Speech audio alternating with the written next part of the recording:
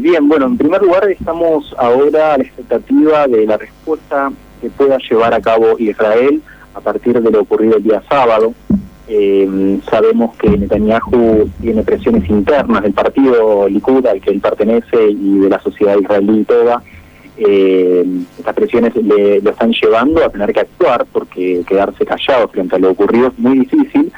Pero del otro lado tenemos las potencias occidentales, europeas y Estados Unidos en particular, que están tratando de reducir una escalada de este conflicto, y un poco lo que están tratando de hacer es negociando para evitar algún tipo de respuesta armada por parte de Israel.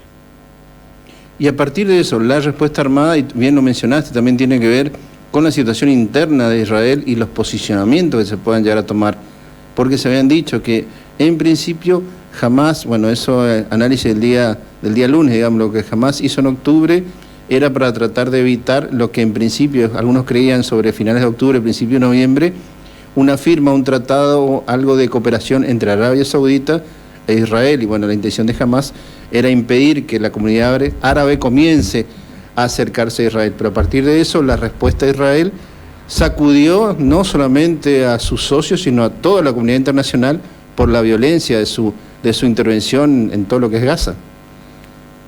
Sí, totalmente. Si nosotros nos trasladamos a principios del año pasado, en donde Joe Biden llevó a cabo uno de sus mayores éxitos a nivel política internacional, que tiene que ver con que es los tratados de Abraham, los conocidos tratados de Abraham, en donde logra Estados Unidos que una serie de países del mundo árabe, donde se destaca el caso de Marruecos, por ejemplo, Bahrein es otro, firme un tratado de cooperación con Estados Unidos y de paz y no agresión justamente contra Israel.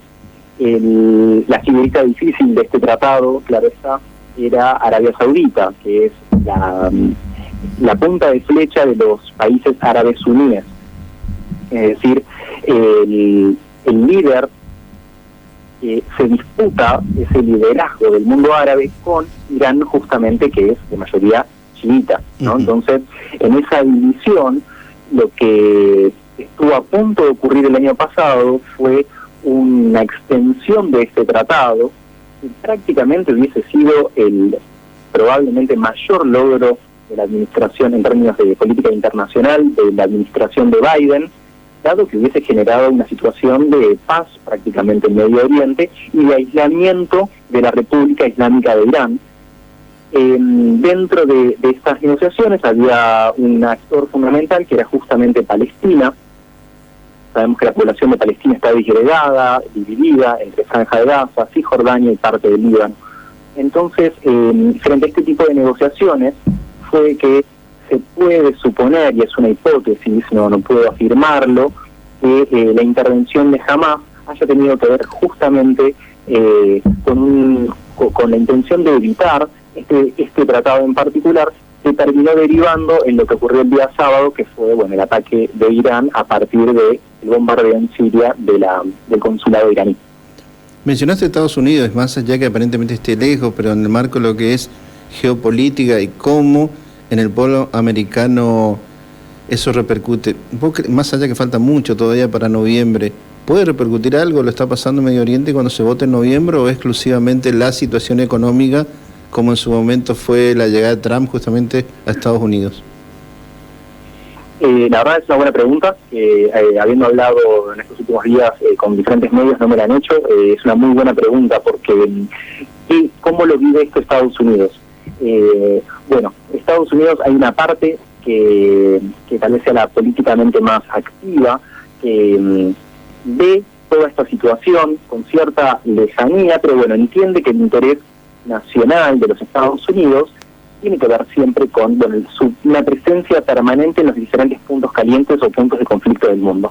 Ahora, hay una mayoría de la población que en realidad está enfocada en cuestiones domésticas, y que no entiende bien no es que no entiende, sino que vamos a decir que no entiende bien porque Estados Unidos continúa generando políticas o acciones y medidas que busquen extender su influencia sobre países que no conocen, que no les importa, Estados Unidos, sobre todo el sur de Estados Unidos, tiene un problema de inmigración grave.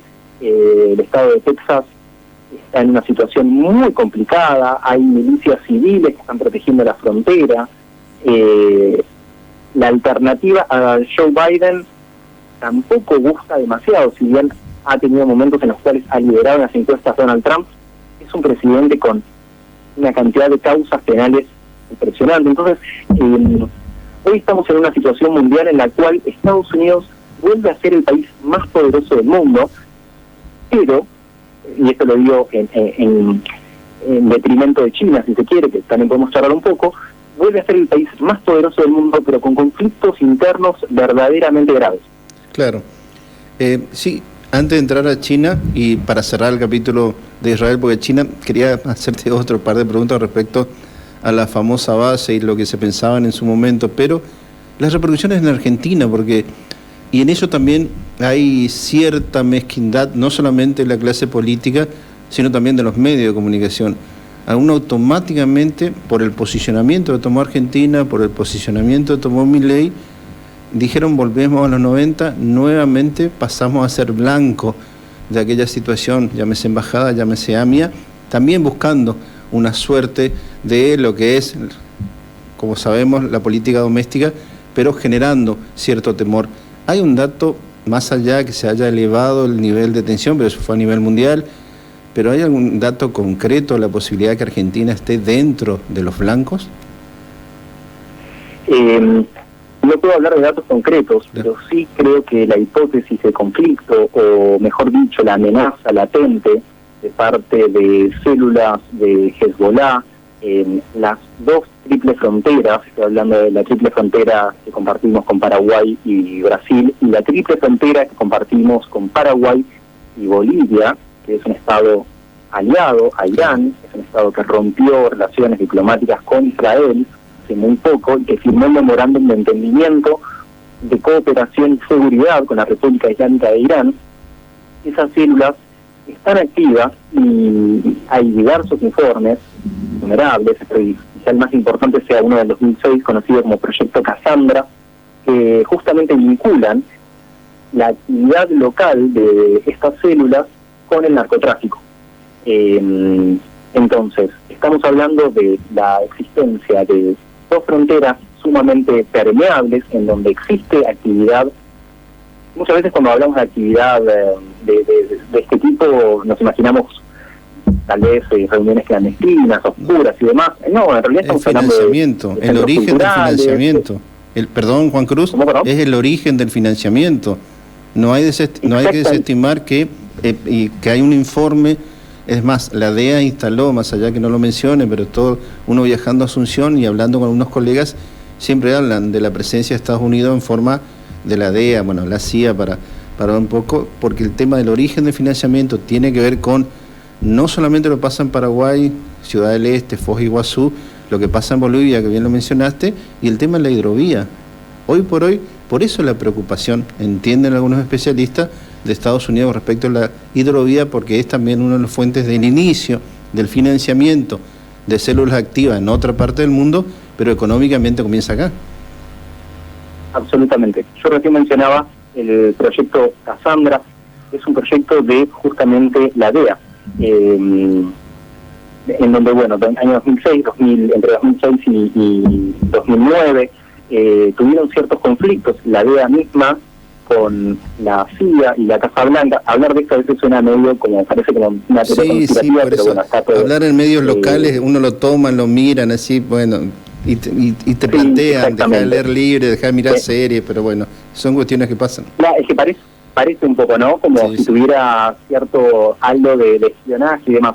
En realidad, lo que hay acá es justamente, como vos mencionabas recién, la prueba o diversas pruebas que demuestran que el financiamiento, o gran parte del financiamiento, sabemos que hay una parte que viene de Irán, pero después hay una parte que se financia justamente con negocios ilícitos y narcotráfico. Narcotráfico que requiere de justamente la comunicación entre diferentes nodos o diferentes puntos para terminar en el centro de nuestro país, en el corazón de nuestro país, que es ni más ni menos que Rosario.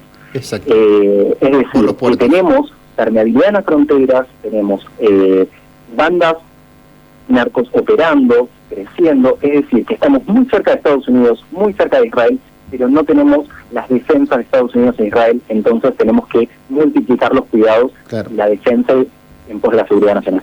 Y lo último, Juan Cruz, y te comprometo, vamos a seguir hablando porque es un tema muy apasionante con respecto, y hay muchos capítulos. Recién abrimos el capítulo de la triple frontera, pero también la vinculación geopolítica con todo lo que es el marco del Cono Sur. Y una pregunta nomás para liberarte con respecto a la relación Argentina-China y lo que puede llegar a pasar si Argentina aparentemente desestimó la visita, la inspección que iba a hacer a la base Neuquén, pero se va a dar en algún momento. Sí, bueno, el caso chino es bastante particular. Venimos hablando y escuchando que China es la nueva potencia mundial y demás. En este momento está tropezando, China está atravesando una situación económica bastante sensible. Están pasando por un proceso deflacionario. Escuchamos mucho acá de inflación como un problema, pero a veces olvidamos o no tenemos en cuenta que una deflación es también un grave problema. China no está creciendo aparentemente. El otro asunto es que también explotó en la cara una burbuja inmobiliaria que llevó a la quiebra de diferentes fondos de inversión locales y bancos y demás. Claro. La situación argentina de cercanía con Estados Unidos, de proximidad de repente tan ¿cómo puedo decir? A ver, tan rápida, tan como una explosión de repente de cercanía con los Estados Unidos, llevó a que China tuviera que, bien sabemos que se está moviendo, es decir, están habiendo reuniones de parte del embajador y demás, Wang Wei, está tratando de entender un poco qué es lo que está ocurriendo acá.